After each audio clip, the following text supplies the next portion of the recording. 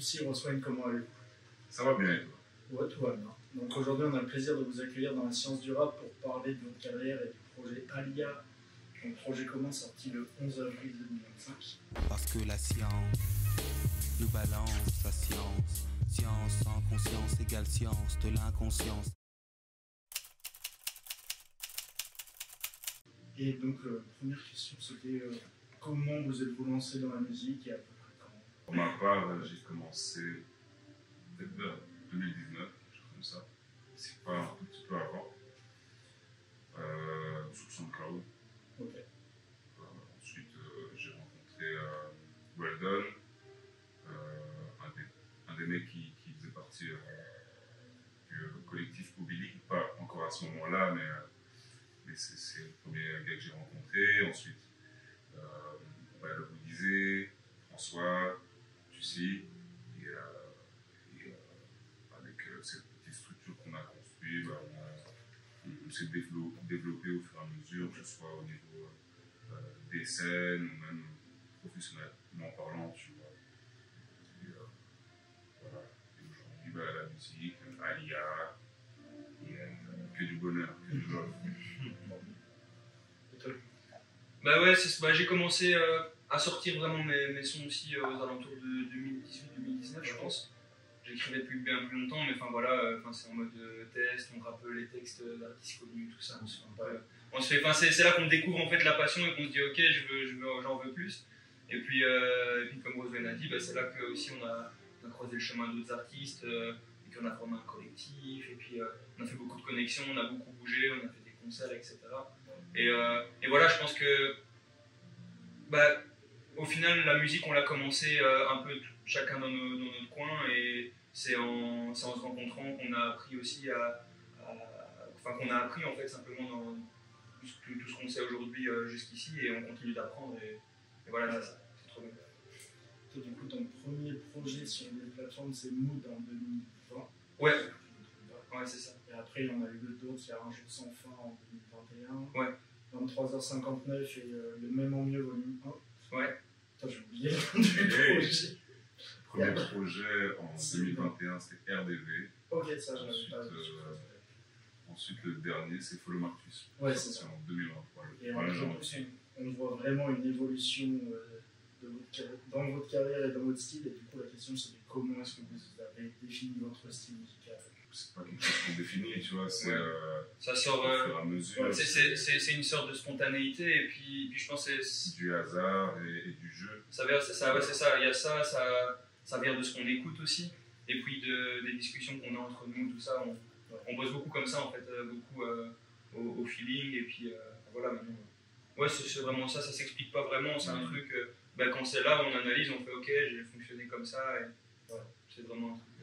Donc, du coup, la première collaboration entre vous que j'ai trouvée sur Spotify, en tout cas, c'est dans le projet Un jour sans fin avec le morceau qui est rapide. C'est bien ça. Je pense que, vu que vous avez commencé à peu près ensemble, il y a dû en avoir d'autres avant.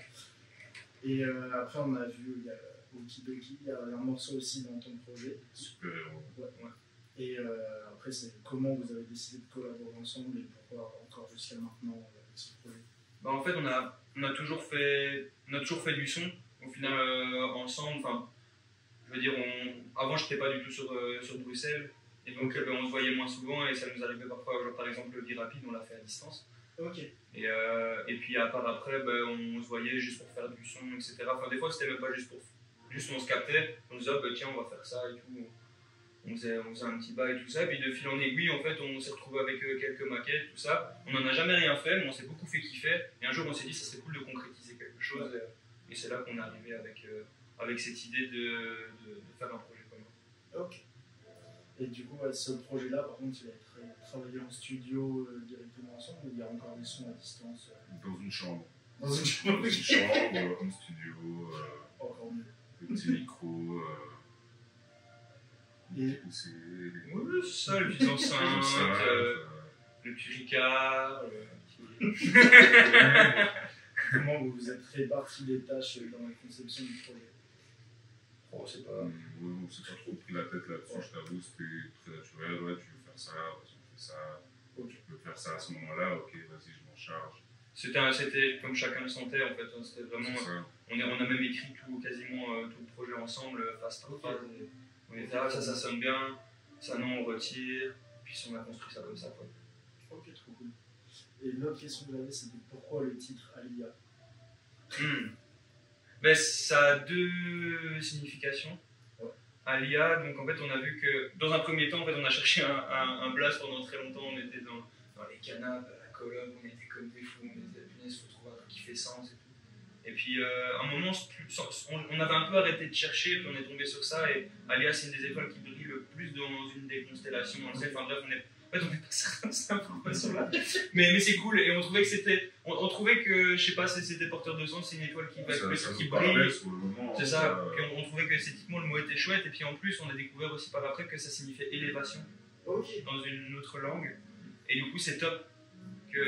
Enfin, c'est porteur de sens en fait, du coup pour nous. Les étoiles alignées, tout ça. Les étoiles alignées, l'ascension, le fait de s'élever tous ensemble avec le public, entre nous, dans notre art.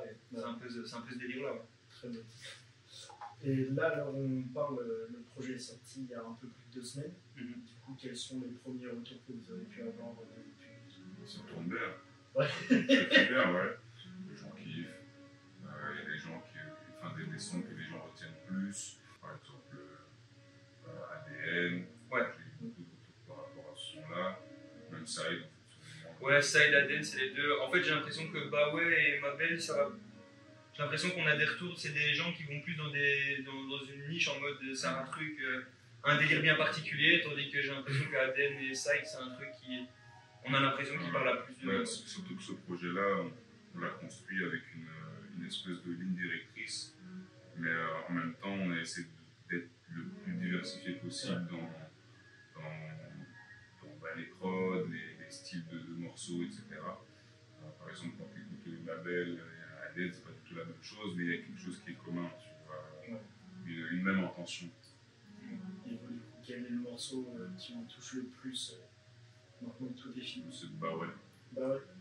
C'est un morceau que j'aime énormément. Dès le départ, même quand on l'a fait, au tout début, j'ai cassé ma tête en vrai sur Side. En vrai, Side, je pense, c'est mon préféré. Ouais. J'arrive même sur scène, je sais pas, je sens une vibe et tout, c'est cool. Mais bah ouais, je kiffe bien parce qu'il y a aussi les couplets très kickés, un peu plus, on est un peu plus vraiment en mode on pose un 16, et ça c'est cool.